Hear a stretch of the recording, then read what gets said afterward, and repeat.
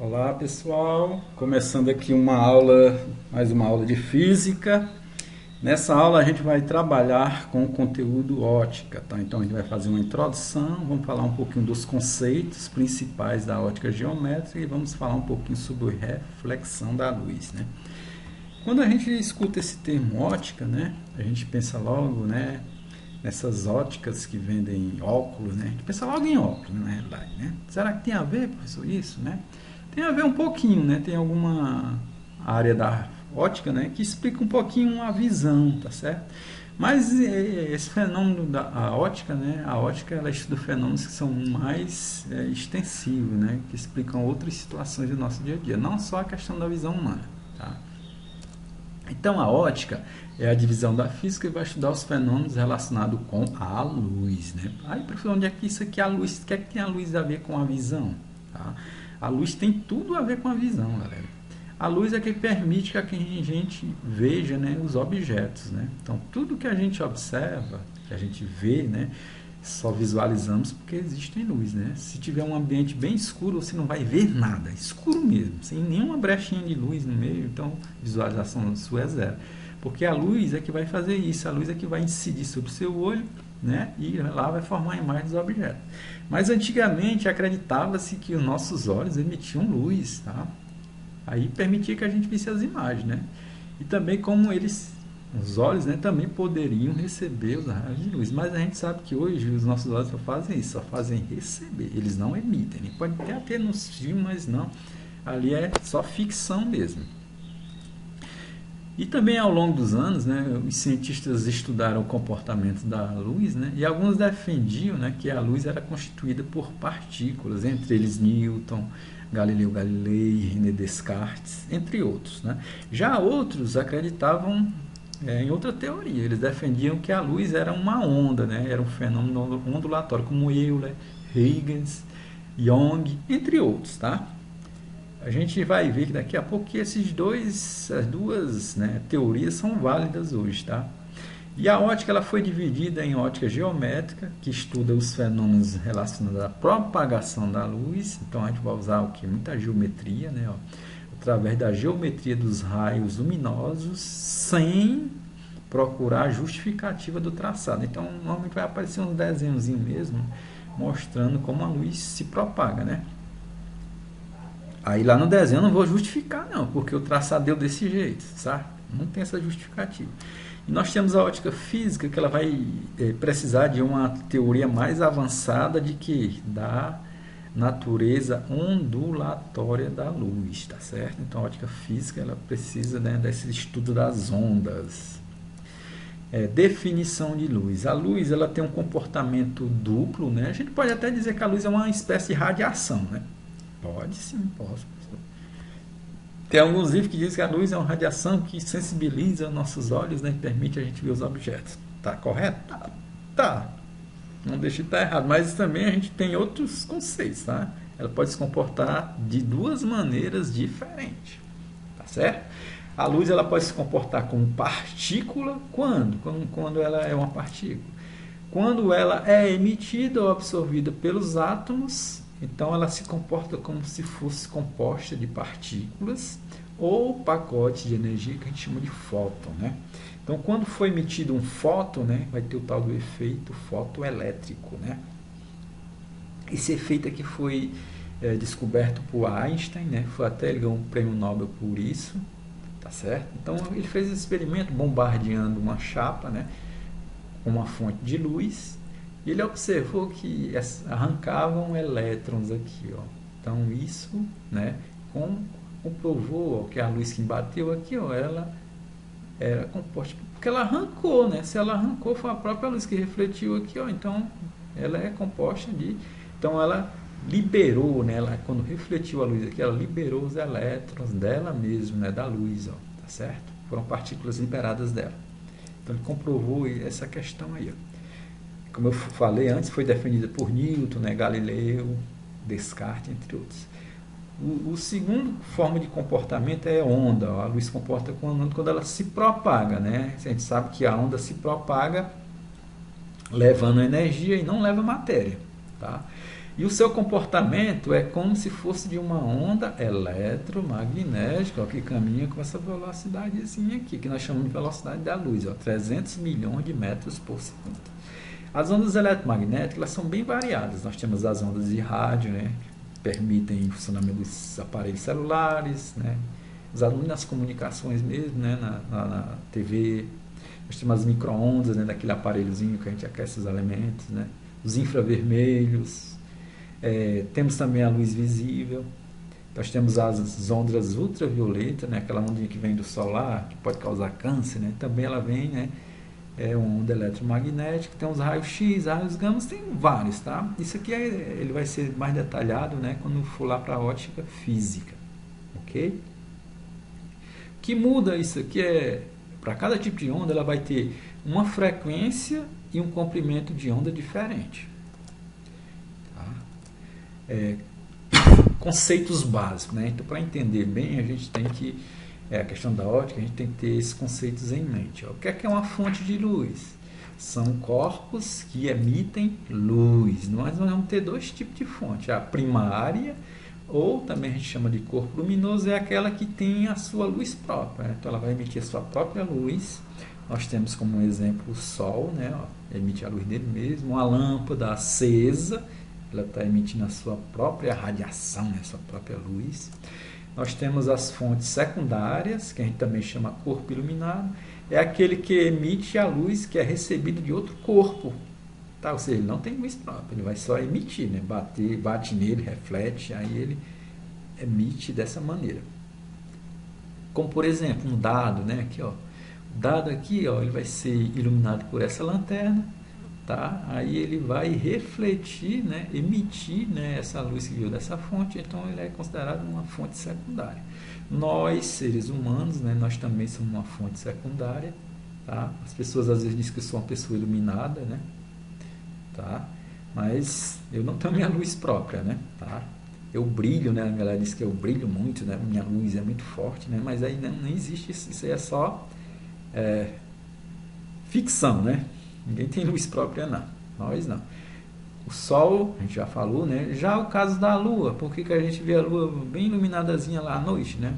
Ela é uma fonte primária ou secundária?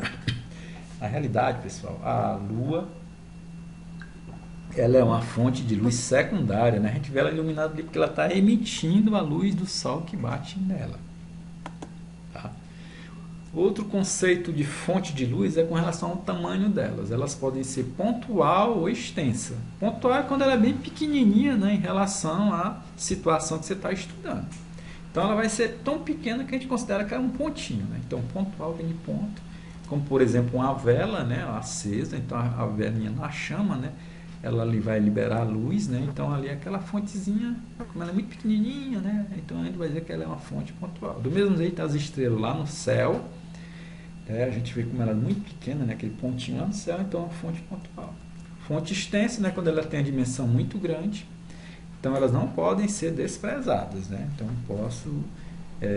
porque quando é um pontinho, né, é muito pequeno, não vou nem medir, né? Mas quando ela é um pouquinho maior, que é considerável, né? Então eu não posso dizer que a dimensão dela é quase zero, né? Por exemplo. Né? Então, quando a dimensão dela for relevante em relação às distâncias que separam dos outros corpos, ela é uma fonte extensa. Como por exemplo aqui, ó, essa lumináriazinha, né, vai iluminar essa mesinha de estudo. Ó. Então o tamanho dela, ó, é quase parecido com a largura da mesa. Então a medida ali é relevante. Não posso dizer que a largura dessa lâmpada é quase zero, né? Tá? Então ela aqui é uma fonte extensa. Isso aí às vezes é relativo, né? Porque se lá eu vou estudar, por exemplo, a situação de uma lâmpada dentro de uma casa, ela vai parecer uma fonte extensa, né? Porque a dimensão já é compatível, né, com o ambiente. Já uma lâmpada dessa aqui, se eu botar lá no meio da rua, num poste, aí eu vou analisar em relação à distância de Fortaleza. Aí ela já não vai ser mais extensa, né? Porque ela fica muito pequenininha, né? Então ela vai ser uma fonte pontual, tá? Essa questão da relatividade. Raio de luz. Então, para a gente representar como a luz se propaga, a gente vai fazer um desenhozinho. Então, esse desenho nós vamos chamar de raio de luz, tá? Que é uma reta, ó, é uma retinha, orientada, a setinha que vai orientar, né? Que representa geometricamente como a luz vai se propagar, né? Então ela está se propagando ali para a direita e um pouquinho inclinado, né? Lá para cima. Feixe ou pincel de luz é quando nós tivermos conjunto, né, de vários raios de luz que se propagam no espaço. Então quando eles se juntarem, normalmente vão formar figuras, ó. Quando eles se juntarem e formar um cilindro, né, um desenho parecido um cilindro, nós temos um feixe cilíndrico. Quando eles tiverem essa configuração, né, que eu quiser iluminar um ponto, né, eu pego uma fonte, aí eu faço algum artifício, né, para concentrar todos os raios nesse mesmo ponto. Então ali observa que formou um cone, né, ó, conezinho aqui, então é um feixe convergente, eles convergiram. Agora quando eu quiser iluminar uma região mais maior, né, mais aberta, né, então eu faço o quê? Que os raios eles se afastem, né, ó. Então ao invés de se juntar eles vão se afastar. Então nós vamos chamar isso aqui de feixe divergente. Também é um conezinho, não? Só que o sentido aqui das setas é diferente, ó. Tá ok? Conceitos básicos ainda, né? Ano-luz, né? Ó, esse aqui é uma coisa que confunde muita gente, né? Acha que ano-luz é outra coisa, né? Pensa às vezes que até unidade de tempo, né? Ano, né? Tempo, né? Tem um ano da luz, alguma coisa, mas esse tal de ano-luz, ele representa na realidade uma unidade de medida de comprimento, né? Ele é muito usado na astronomia, né? Porque na astronomia, né, a gente estuda as galáxias, né? Os planetas, né? O universo, né? Então as distâncias são muito grandes, então fica melhor de representar em outra unidade que nós chamamos ano-luz. E ó, um ano-luz representa a distância que a luz percorre no vácuo em um ano terrestre, né? Se for fazer o cálculo de um ano-luz, a gente vai achar essa distânciazinha aqui, ó. Vocês já viram lá que o valor da velocidade da luz é 300 milhões de metros por segundo, tá? Então, fazendo as transformações, né? Com quanto tempo tem um ano? Aí você faz o cálculo, né? Usa aquela formulazinha da velocidade média, delta S sobre delta T, e vai achar isso aqui, ó. Um ano-luz é igual a 9,46 vezes 10 a 12 quilômetros, tá? Por isso que é importante, né? Ó, uma distância dessa aqui é bem grande, né? Mas se eu for representar ele aqui em forma, sem ser forma de potência de 10, esse número fica gigante, ó. Aí, como representar com o número 1, ó, fica bem melhor. É bem mais prático, né? Ó, meios ópticos, né? O que é que seria o meios ópticos? São meios ou locais, né, onde a luz vai incidir, né, vai se propagar, tá? E esses meios ópticos normalmente se refere a isso aqui, ó, se refere à forma como a luz se comporta quando ela incide em alguns meios, ou seja, em alguns materiais. E podem ser, né, os meios ópticos podem ser transparentes, translúcidos e opacos, né? Então a gente vai ver como é que a luz se comporta em cada meiozinho desse, ó. Então no meio transparente, o que é que acontece? O meio transparente é um meio onde a luz ela se propaga de forma bem regular, ó. Ela atravessa distâncias consideráveis e as trajetórias da luz vai ser bem definida. E nos meios transparentes a gente vai visualizar bem nitidamente os objetos. Pode ser o ar, né? Pode ser água. Agora é bom salientar que tem que ser uma água bem cristalinazinha. Vidro também é um meio transparente. Então o que é que acontece? A luz, quando ela tem essa superfície aqui, né? Esse corpo transparente, pode ser um vidro, né? Como nesse exemplo aqui, o que acontece? Os raios de luz aqui, ó, eles estão bem organizadinhos, bem retinhos, né, bem paralelos, então estão se propagando de forma regular. Aí, ó, se tiver uma mão do outro lado do vidro, então você consegue visualizá-la bem nítida, perfeita. Já os corpos, os meios, né, translúcidos, são aqueles onde a luz se propaga de maneira irregular. Já não é tão bonitinha a propagação dela como no anterior. E elas não vão propiciar uma visão nítida dos objetos. Aí nós podemos colocar o vidro fosco, né? O vidro transparente já se encaixa no outro, né? No meio transparente, né? Papel vegetal, um tecido fino, né? Então vai acontecer isso aqui, ó. A luz incide, né, no meio. Então aqui nesse vidro, vamos dizer, um vidro fosco, né? O que é que acontece? Só como observa, os raios do outro lado ficaram tudo bagunçados, né? Então aqui eles estão irregular, ó, tá? E o que é que acontece com a imagem? Você vai ver do outro lado, ela não vai ficar nítida, ela vai ficar assim meio borrada, né? Tá? Você vai ver tipo aqueles voltozinhos, né, do outro lado. Do mesmo jeito, se fosse um tecido fino aqui, ó, você não viria bem, né, o formato, mas você vê aqueles vultos, né, dá até para você ter uma ideia do formato do objeto, se é uma pessoa, se é outra coisa, lá do outro lado, mas não é uma imagem nítida. O outro meio material é o meio opaco, é o meio onde a luz não se propaga e não permite que a gente veja os objetos que estão depois desse meio. Pode ser uma parede, não uma parede de vidro, beleza? Pode ser parede de concreto, pode ser madeira, pode ser tijolo, etc. Né? Então tá aqui. Ó. O que é que acontece? A luz chega no meio, bate e vai ficar retida ali. Pode até ela voltar, né? Mas ela não passa para o outro lado. Então aqui você não vai conseguir ver a mão da pessoa do outro lado. Né? No caso aqui é uma madeira, né? Então é um meio opaco. Princípios da ótica geométrica. A ótica geométrica ela é baseada em 3 princípios. Né? O primeiro é propagação retilínea da luz. O segundo, independência dos raios de luz e reversibilidade dos raios de luz. Tá? Primeiro, propagação retilínea. A luz, né, quando ela atingir um meio transparente e homogêneo, né, quando ele for bem regular, né, a luz vai se propagar em linha reta. E o que é que esse efeito vai produzir, vai causar? Por exemplo, causar sombra, pode causar penumbra, os eclipses. E tem um exemplo de aplicação, né, que pode ser feito até de forma experimental, é a câmara escura de orifício. Tá? Então, observe aqui, ó. Se eu tiver, por exemplo, se aqui fosse o Sol, né, e aqui fosse a Terra. A Terra não, a Lua, né, vamos dizer. E a Terra fosse do outro lado, né, fosse o anteparo, né, o esbarra ali. Ó. O que é que ia acontecer? Ó? Se ela estivesse nesse alinhamento aqui, ó, e você fosse traçar os raios de luz, normalmente a gente traça 2 aqui, ó, traça um retinho, ó, passou, tá? Então aqui passou raio de luz, então daqui para cá, né, é para ter raio de luz. Aí traçou esse outro, né, da parte inferior da fonte, que é o Sol, né, traçando aqui na tangente da Lua, e ele teve esse percurso. Ó. Então toda essa região aqui vai ser iluminada perfeitamente. Do jeito lá de cá também, ó.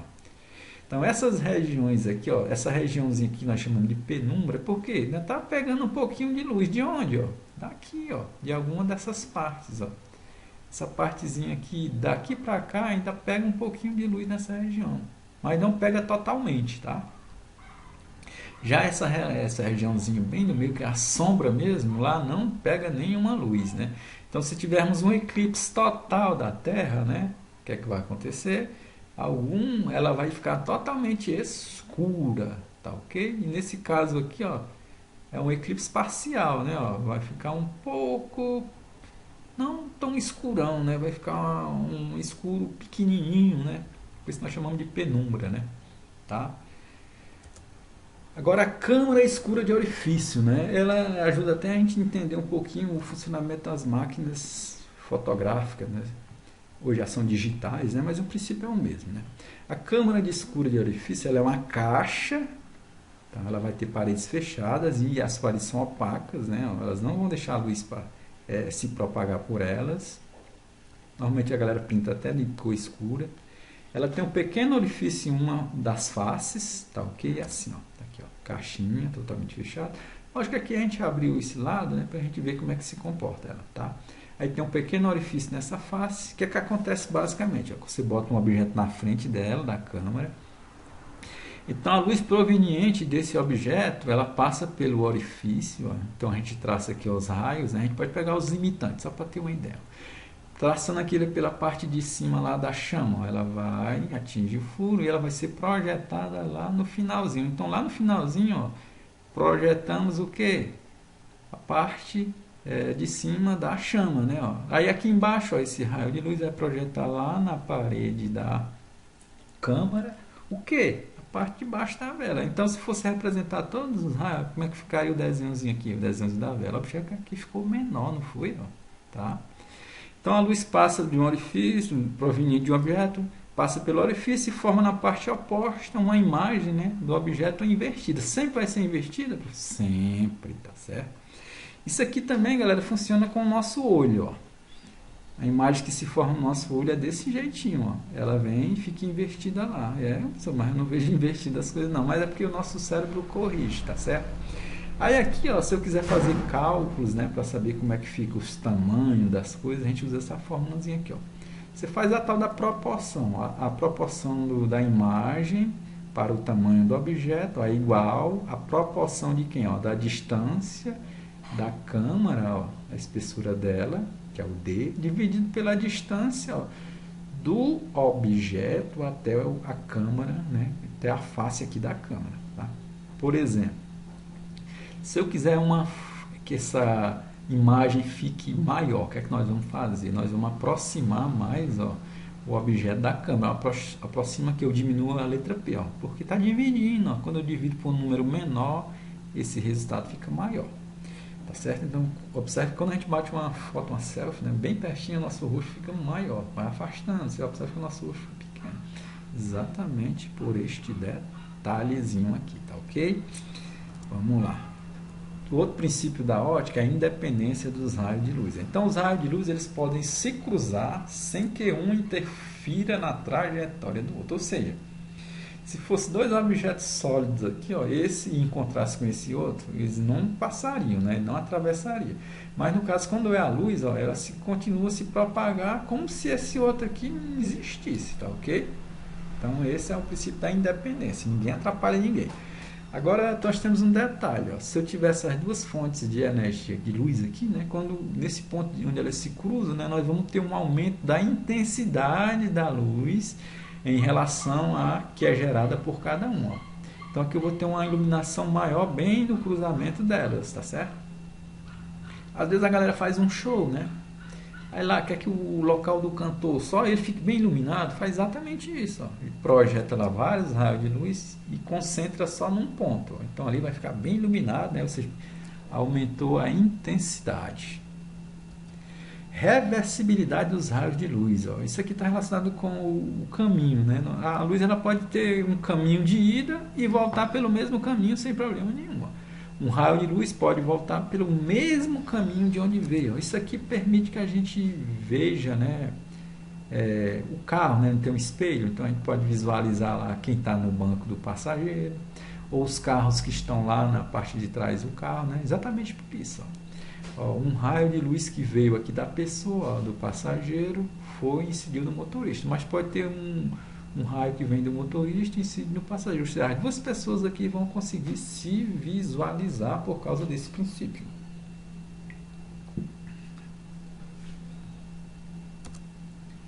Fenômenos de propagação da luz. Ó. Nós temos a reflexão, é quando a luz ela bate, né, numa superfície e ela volta ao mesmo meio.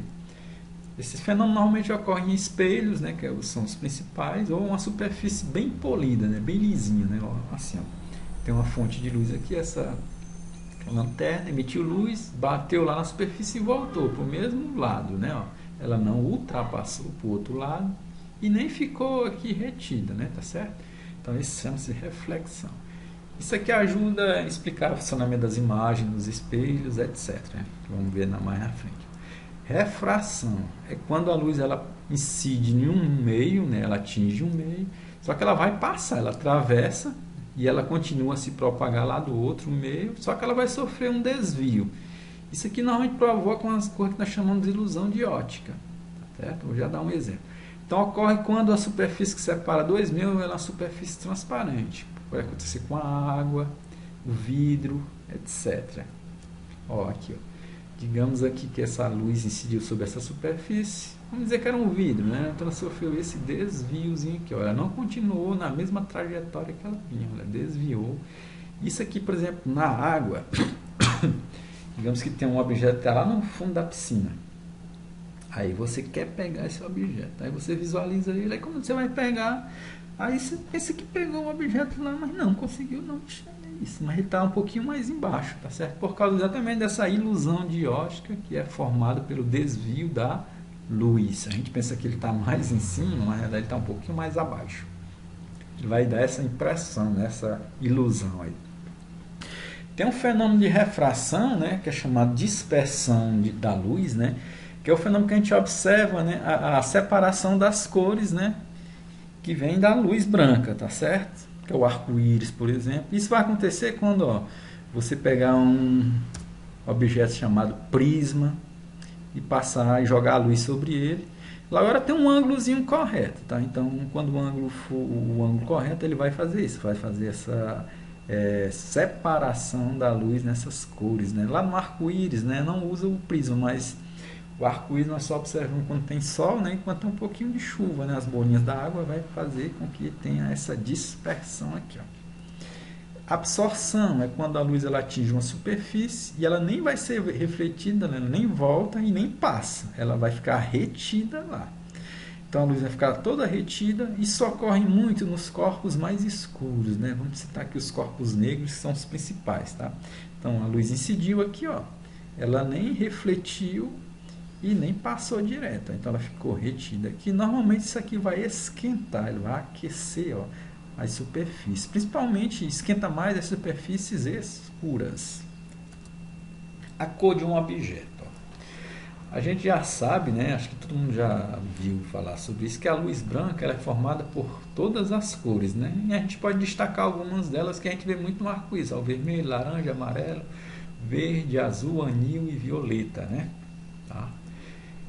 Agora, como é que eu determino as cores que a gente visualiza o objeto? Ó? Através de uma coisa chamada seletividade, principalmente através da seleção de absorção e reflexão da luz que incide no objeto. Vamos já dar exemplo aqui, ó. Por exemplo, um objeto de cor vermelha, esse aqui, ó, esse do meio aqui, ó. O que é que vai acontecer? Ele vai receber a luz branca, ela incide, ele vai fazer essa seleção. Uma parte dela vai ser refletida, né? E outra vai ser absorvida. Só vai ser refletido quem? O vermelho, né? O vermelho não, o vermelho, um que vai ser refletido é o vermelho. As outras cores vão ficar retidas aqui, vão ser todas absorvidas pelo objeto. Então teve essa seletividade. Selecionou as cores que foram absorvidas e selecionou as cores que foram refletidas. No caso do objeto branco, ó, a seletividade é total, ó. Só vai ser selecionado cores para serem o que? Refletidas. Nenhuma delas vai ser absorvida. Já corpo negro, ó, todas as cores aqui, ó, elas vão, a seleção vai fazer o que? Com que elas fiquem retidas. Não vai ter nenhuma seleção para cores refletidas, tá certo? Então, ó, vai ficar tudo preso aqui. Então é isso, mais ou menos isso. Se fosse uma cor verde, professor, mesmo jeito, a luz branca, né, batia no objeto verde, ele selecionaria o que? As cores que iam ficar retidas, né, seriam todas menos o verde que seria refletido pelo objeto. Reflexão da luz. Então vamos falar um pouquinho agora desse fenômeno. Nas próximas aulas a gente vai falar desses fenômenos, né? Depois vamos falar isso que acontece muito em espelhos, né? Espelho plano, espelhos esféricos. Então a reflexão da luz ela acontece quando a luz atinge um obstáculo, principalmente quando for uma superfície polida, né, um espelho, e parte dessa luz ela retorna ao mesmo meio. Seria basicamente esse desenhozinho aqui, ó. Vai ter um raio de luz que incide em uma superfície, vai ser refletido e volta nela. Agora vamos ter algumas características aqui, tá? Também tem algumas nomenclaturas, ó. Esse Szinho aqui de superfície, ó, esse ponto P é o ponto onde incidiu, né, o raio incidente, foi refletido também no mesmo ponto. Tem, aparece a letra N, aparece o I e o R. Então, o que é que significam algumas letras aqui? Ó? Reta normal. Né? Esse Nzinho aqui, nós chamamos reta normal. Normalmente fica tracejada. Ela vai representar uma reta, que é uma reta que nós vamos chamar aqui suporte. Tá? Suporte por quê, professor? Porque é a partir dela que a gente vai medir esses ângulos, ó, o ângulo I e o ângulo R. Ó. Tá? Então a reta suporte perpendicular à superfície, ou seja, ela faz um ângulo de 90 graus aqui, sempre. Tá? Do ponto onde o raio de luz incide, né? Então ó, perpendicular aqui no ponto P. Tá? E aí é onde vai fazer essas medições dos ângulos. Ó. Outro conceitozinho aqui é RI, né? Que é o raio incidente. é o raio de luz que bate na superfície, ó, incide sobre ela. E nós temos aqui o ângulo de incidência, ó, que é esse ângulo formado pela reta normal, e o ângulo de incidência, e o raio de incidência, tá certo? Outro nomenclatura aqui, né? Até quase sair a palavra. Outro termo, né? Vamos falar com outra palavrinha mais simples. Outro termo ali é o raio refletido, vamos representar por RR. É o raio da luz que volta, né? O raio da luz que bate lá, né? Que vai refletir e vai voltar, né? Para o mesmo meio, né? Ó, bateu e retornou à superfície, né? Ao meio original, né? Que vai ser, no caso, nós chamamos de refletido, né? Nós temos o ângulo R, né? Nós chamamos ângulo de reflexão, que é o ângulo formado pelo raio de luz refletido e a reta normal. Ok? Então, a gente mostrou esses termos, porque agora vamos falar das leis da reflexão. Está baseado um pouquinho nisso ali. Ó. Então, a primeira lei diz que o raio incidente, que é o RI, a reta normal, a superfície e o raio refletido são coplanares, né? Deixa eu mostrar uma figurinha aqui para ver se a gente entende melhor, né? Se eles são coplanares, eles estão contidos no mesmo plano, tá certo? Ó. Então, digamos que esse é o plano aqui do meu computador, né? É um plano bem retinho, né? Mas eu posso tirar um plano perpendicular, ó, saindo do computador, né? Então, esses raios, eles só podem ficar no mesmo plano, eles só podem ficar aqui no plano onde estou visualizando a imagem, né, do meu computador. Por exemplo, eu não poderia ter o raio incidente aqui e esse raio refletido, né, saindo aqui para fora do computador, né, e a reta normal no mesmo plano do raio incidente. Não pode, né, porque eles estariam em planos diferentes. Nunca vai acontecer isso, nunca. Eles pertencem sempre à mesma superfície plana. Tá? Segunda lei, os ângulos de incidência e o ângulo de reflexão L, eles são iguais, sempre, sempre. Agora não esquecer, ó, ângulo de incidência é o ângulo formado pela normal, pelo raio de incidência. Então ele é igual ao ângulo de reflexão, ângulo formado pelo raio refletido e pela reta normal. Não confundir com esse outro ângulo aqui, ó. Esse ângulo aqui não é o ângulo de incidência, vai ser o ângulo formado pelo raio de incidência e pela superfície, ó. E também pelo outro ângulo formado pela superfície, pelo raio refletido. Agora tem uma situação bem simples, ó. Quando o raio incide fazendo 90 graus com a superfície, ele volta pelo mesmo caminho que ele veio, ou seja, os raios incidente e refletido coincidem. E também coincide a reta normal, ou seja, aqui os ângulos são iguais, aqui é 90 e aqui também é 90, ó. Mostrando que a lei da reflexão, a segunda lei, está corretíssima.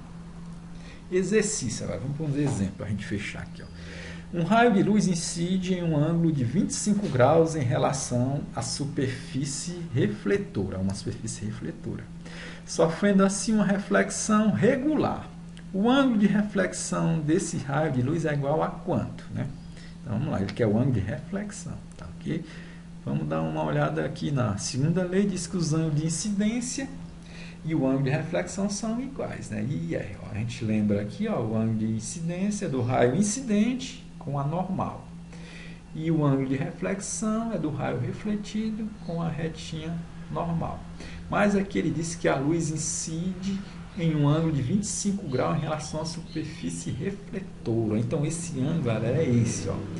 Ó, a luz incide em um ângulo de 25 graus, ela vai incidir em um ângulo de 25 graus em relação à superfície, ó, em relação à superfíciezinha onde ele está batendo, ok? Então é esse ângulozinho aqui. E a gente sabe, ó, que esse outro ângulo, né, da reta normal com a superfície refletora é quanto? 90. Então a gente já pode tirar uma relaçãozinha aqui, ó, pela figura, né, ó. A gente observa aqui, ó, que 25, né, esse ângulo de 25 mais esse ângulo de incidência, ele tem que ser igual a quanto? O ângulo total ali, que é o ângulo de 90. Né? Agora, isolando o I, ó, fica 90 menos 25, então o I igual a 65 graus. Né? Como o I é igual a R, então a gente conclui, né, que o R é igual a 65 graus, que é a letra B. simples, né? Você não pode confundir essas questõezinhas aqui, ó. O ângulo formado, né, em relação à superfície refletora não vai ser o ângulo de incidência, né? Vai ser esse outro ângulozinho aqui, ok? 2.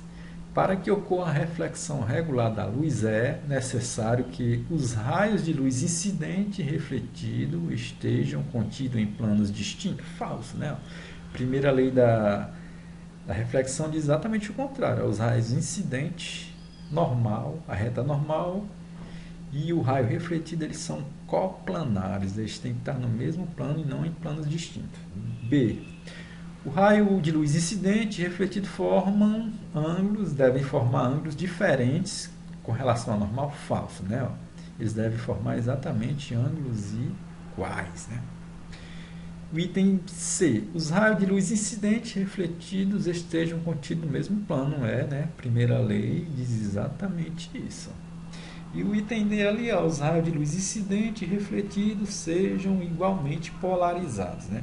Esse fenômeno de polarização, né, não tem muito a ver aqui não, tá? Ele tem a ver um pouquinho com as ondas, mas é polarizar uma onda, né? É, digamos, endireitar a onda.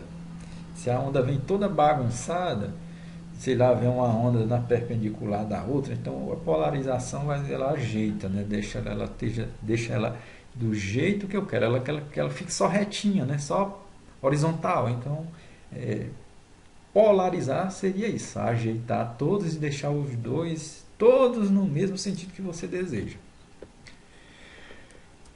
3, para a gente fechar aqui, ó. Analise as proposições a seguir sobre a reflexão da luz. Primeiro, o fenômeno da reflexão ocorre quando a luz ela incide sobre uma superfície e retorna a seu meio original. Exatamente, verdadeiro, né? Isso foi o que a gente explicou, né? Refletir, bate e volta, né? Aqui, ó.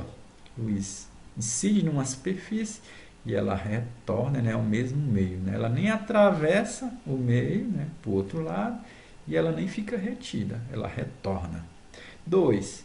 Quando ocorre reflexão difusa, a imagem formada é bastante nítida. Ó, nós temos dois tipos de reflexão. A regular, né, que é essa aqui que eu desenhei primeiro. A regular é quando a luz bate bem numa superfície bem planinha mesmo, ó. Plana, bem retinha, ó, e ela volta de forma, ó, igualzinha, ó, bem bonitinha, ó, os raios bem paralelos uns com os outros, ó, tanto os incidentes como os refletidos. Já na difusa, ó, não vai ter isso, ó. Pode até algumas vezes, ó, e o afastamento aqui é bem igual, né, ó, bem regularzinho. Já na difusa, ela acontece normalmente quando tem uma superfície rugosa, né, numa superfície cheia de sinuosidade, né? Cheia de curvinhas, ó. Então aqui, ó, ela não vai sair bem bonitinha, ela vai sair de forma irregular. E ela forma uma imagem nítida? Não. Então, devido a isso, né, pode ter raios até que saem em outras direções que não sejam paralelos, tá? Daqui a pouco ele quis desenhar paralelozinho, tá? Mas observe que desorganizou o espaçamento, né? Ó, tá? Os raios incidente estava bem espaçado, mas os refletidos, né, já ficaram de forma separadinha ali, ó. Então aqui é falso, ó. Reflexão difusa, a imagem é nítida? Não, falso. Na reflexão regular, os raios de luz propagam-se de forma paralela uns aos outros. Ó, bonitinho aqui a figura, ó. Paralelo, ó. Paralelo, beleza, ó. 4. Quando a luz é refletida por uma superfície, o ângulo de reflexão é sempre igual ao ângulo de incidência, verdade, né? Segunda lei lá da reflexão. Então, só é falso o item C. Então, seria o 1, 2 e o 4, né? 1, 2 não, o 3 e 4. Seria a resposta B, né? Pronto. Então, a gente fecha essa primeira parte da ótica, tá certo? Então, bons estudos e até a próxima aula. Valeu!